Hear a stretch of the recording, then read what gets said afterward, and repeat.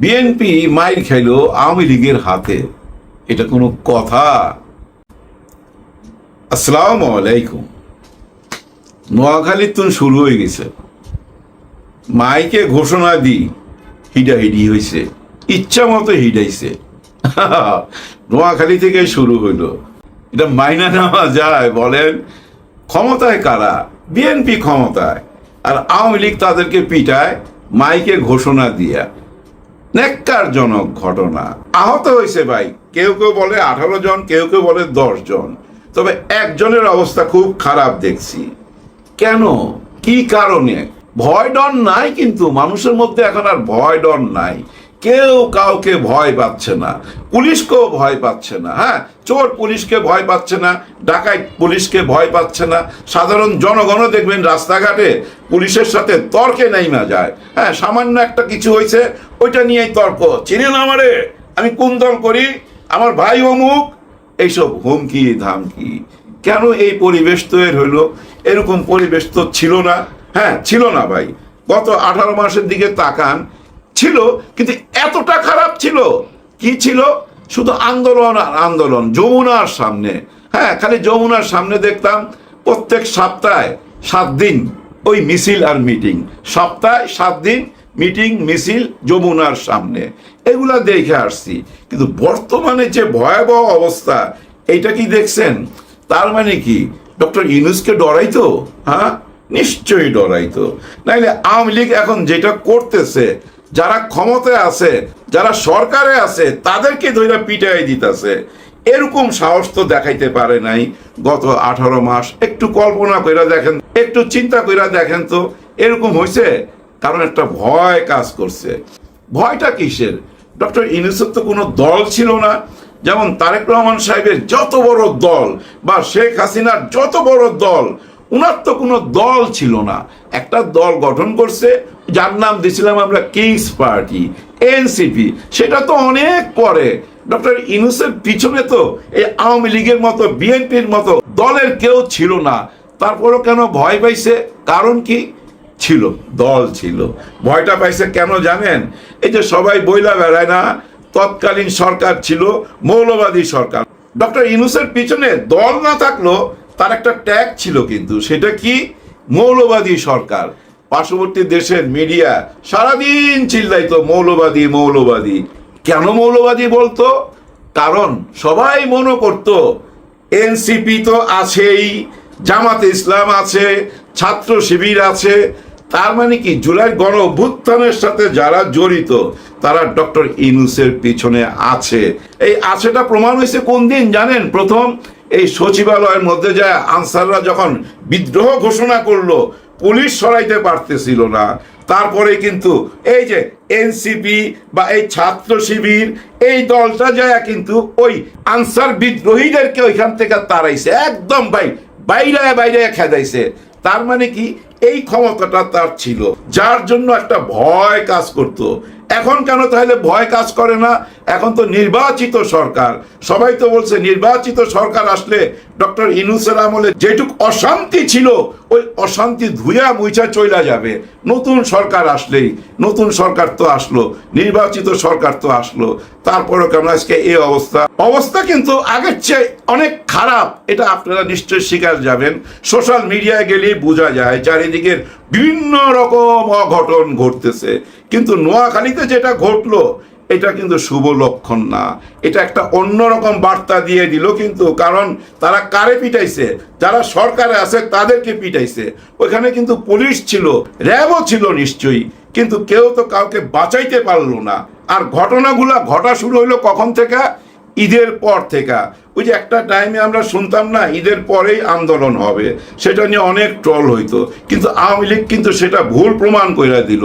তারা ঈদের পরে সত্যি সত্যি চারিদিকেই মাঠে নাইমা গেছে, জয় বাংলা স্লোগান দিতেছে। জয় বাংলা স্লোগানটা দিয়ে কিন্তু এই দেশের স্বাধীনতা হয়েছে। আমি স্বাধীনতা দেখছি, যত মুক্তিযোদ্ধা ছিল তাদের মুখে ওই একটা স্লোগান ছিল, জয় বাংলা। আজকে কিন্তু জয় বাংলা বললে হাতের মধ্যে হ্যান্ডকাপ লাগাইয়া দেওয়া হচ্ছে। কিন্তু আমার একটা প্রশ্ন, কেন আপনারা হ্যান্ডকাপ লাগাবেন? কেন জয় বাংলা বলতে দিবেন না? এই সংবিধানে তো জয় বাংলা আছে, আপনারা তো এই সংবিধান মাইনেই চলতেছেন। আর যারা আওয়ামী লীগ করে তারা কেন রাস্তায় নামতে পারবে না? কারণ তাদের রাষ্ট্রপতি নিয়েই তো আপনারা দেশ চালাইতেছেন। মাননীয় রাষ্ট্রপতি শাহাবুদ্দিন ছুপ্পু তাদের রাষ্ট্রপতি, আওয়ামী লীগের রাষ্ট্রপতি। তাদের মাথা তো রয়ে গেছে, আসল মাথাটা রয়ে গেছে, যার জন্য তারা তো রাস্তায় নামতেই পারে। তারা তো সংবিধানের ভিতর দিয়েই চলতেছে। আবার এদিকেও শোনা যাচ্ছে ডক্টর ইউনূস রাষ্ট্রপতির জায়গায় যাবে। ছপ্পু সাহেব সইরা গেলে আমাদের ডক্টর ইউনূস সাহেবকে বসাবে। এটা বিশ্বাসযোগ্য হবে তখনই যখন আপনারা দেখবেন প্রধানমন্ত্রী তার দলের পদটা ছাইরা দিছে, বিএনপির পদটা ছাইরা দিছে, তখনই বুঝবেন ডক্টর ইউনূস রাষ্ট্রপতি হইতে যাইতেছে। কারণ ওই সংস্কারের মধ্যে ওইটা ছিল তো যে আপনি দলের প্রধান থাকতে পারবেন না, আপনি হবেন বাংলাদেশের প্রধানমন্ত্রী, দলের প্রধানমন্ত্রী না। এই সংস্কারটা তো আগে হইতে হবে, তারপরে ডক্টর ইউনূস ওই চেয়ারে যায় বসতে পারে। আর ওই চেয়ারে যাওয়া বসার আগে আগে তো দেখতে হবে দুই দলের পরিবর্তনটা কি, আওয়ামী লীগ কেমন আর বিএনপি কেমন। দুজনের চরিত্র যদি একই রকম থাকে তাহলে কি উনি ওইখানে যাবে? নিশ্চয়ই যাবে না, আলাদা করতে হবে। আমরা কি আলাদা করতে পারতেছি? নিশ্চয় আলাদা করতে পারতেছি না। আলাদা কেন করতে পারতেছি না? আমরা ক্ষমতায় আইসাই কিন্তু শুরু করলাম এই যে এরা রাজাকার, এরা আলবদর, এরাই এই দেশের সমস্ত ক্ষতির কারণ, এরাই। আর আমরা কোন দিকে আঙুল তুললাম? ওই যে এনসিপি, কিংস পার্টি, ডক্টর ইউনূসের উপরে যারা রাগ, যাদের ক্ষোভ, তারা কিন্তু এনসিপি কে দেখতে পারে না। ওই তাদের নিয়ে আমরা পয়রা রইলাম। এই যে ভিতরের কোন্দলটা আরম্ভ হইলো না, এইটারই সুযোগ নিয়ে নিল আপা। হ্যাঁ, আপা কিন্তু ইশারা দিয়ে দিল এইটাই সুযোগ। নাইমা পড় রাস্তায়, ঈদের পর নাইমা পড়লো, ঈদের আগেও নামছে, ঈদের পরও নামছে, আগামী তো আরো ভয়াবহ ভাবে নামবে। তো থামাইতে পারবেন না তো। কারণ কি জানেন? জুলাই গণ অভ্যুত্থানের সাথে যারা জড়িত ছিল, বিএনপি ছিল, জামাত ছিল, ছাত্র শিবির ছিল, এনসিপি ছিল, সাধারণ জনগণ ছিল, যারা জুলাইয়ের সাথে একসাথে জড়িত ছিল, তারা আজকে ভাগাভাগি হয়ে গেল। নিজেদের মধ্যে গন্ডগোল, তো নিজেরা গন্ডগোল করতেছে, কিন্তু যার জন্য আওয়ামী লীগ রাস্তায় নাইমা পড়ছে। এই যে নোয়াখালীতে দেখেন শেষ পর্যন্ত কি ঘটলো, এই মারামারির মধ্যে কিন্তু জামাত আইসা সহযোগিতা করলো। কার সঙ্গে দাঁড়াইলো? বিএনপির সঙ্গে দাঁড়াইলো, ছাত্র দলের সাথে দাঁড়াইলো। তো বিপদে কাজে লাগলো কে? কারা পাশে দাঁড়াইলো? যাদেরকে তুচ্ছ তাচ্ছিল্য করেন তাদের কি তো কাজে লাগলো? ডক্টর ইউনূসকেও তো আপনাদের কাজে লাগছে। হ্যাঁ, বিএনপির কাজে লাগছে। তো বিএনপির এটা অহংকার, তো তাদের পররাষ্ট্রমন্ত্রী জাতিসংঘের সভাপতি হয়ে গেছে, এটা তাদের অহংকার না? নিশ্চয়ই অহংকার। আর আমরা কি বলি? এ হচ্ছে গিয়া একজন সুদখোর, এই বাংলাদেশে বেচা দিয়ে গেছে, এই বাংলাদেশের যে সর্বনাশ করে দিয়ে গেছে, আগামী 100 বছরও নাকি সেটা পূরণ হবে না। কারণ ওই যে আমেরিকার সাথে হাত মিলাইছে, ওই যে একটা চুক্তি করছে। ভাই ব্রাদার, জীবনে জিততে হইলে না কখনো কখনো হারতে হয়।